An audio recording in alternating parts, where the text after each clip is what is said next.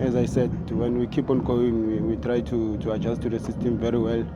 As you can see now, we've been getting goals, scoring early, of which you can see that we adjusted quick as a team, and yeah. For yourself personally, Mshishi, you speak of players like Deco and Villa who are really loved at this club, Yeah. and you come back the way you do, and every time the kind of reception that you get from the supporters, tells you just how revered or how loved you are. Yeah. And it's not something that you normally like to talk about.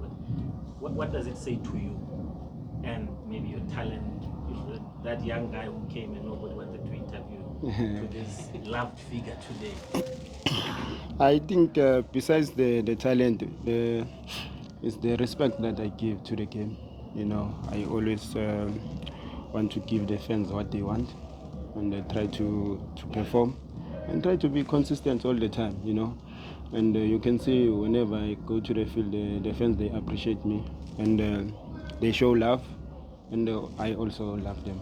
And I think this is also very special because you brought your son here. What does that do for him at such a young age? It's just because it's something different. We're not normally exposed to this. Yeah, King. Shop boy. That's my boy. Yeah, no, it's obviously for me personally, I always want my kids to see me, what I did, and what I'm doing, so that maybe they can follow the same step.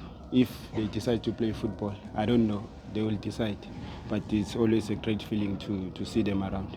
Mshishi, Coach Cardoso comes into the club, and then word goes around that Mshishi might not be able to play under this current team.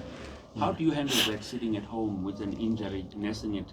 Is it something that bothers you on one day when you wake up and say, hey, maybe Spanish played it? No, because I always stay positive. And for me, I try to, when the coach arrives, I just try to understand what he wants from me, because we had some chat when he arrived. So he said to me, no, we'll wait for you to come back. Then we'll decide where you're comfortable to play. And for me, it was more than enough to understand what he wants from me. And my job was to come back stronger and try to fight for the position. And how are you handling this situation, because there's obviously the Champions League final coming next week, and then you also have the Club World Cup as a leader and someone that I would think everyone listens to and would want to hear, especially with the Champions League in 2016 that was won. Yeah. How do you look at this period, especially from a leadership? It is a very important period for us, obviously, my job is to try to encourage the guys to stay focused and try to focus to the goal that we can't let it slip. We wanted to be there in the final. Now we are there. We just have to finish the job. But for now, we wanted to finish with the league, so that next week we focus on the final. Okay, sorry, just I want to say before we go, Mohamed, last two questions. There will be press conferences from next week and the trophy reveal for CAF. So CAF questions, we can reserve them for them. There will be a whole lot of activities come next week for CAF. Can go ahead, sir. I'll let you go. Okay, Mshishi, they say obviously, your body the best. Yeah. I just want to check as to how long can you still go? Looking also at the fact that the competition is becoming tighter and tighter at the club with new players coming through.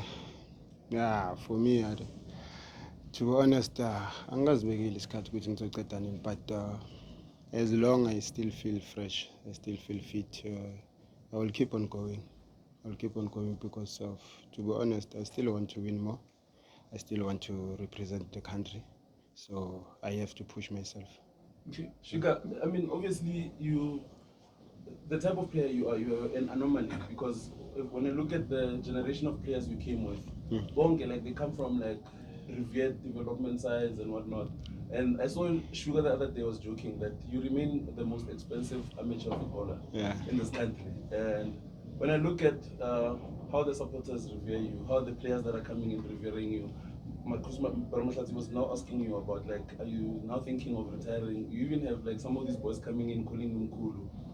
Do you now feel that thing? like maybe I am the great. Do you now start to feel that thing? I know when you once say I am the great. But as Yeah, long as they're calling I you, won't say it. yes, Yeah. but like, do you now start feeling that thing, which like, you know what?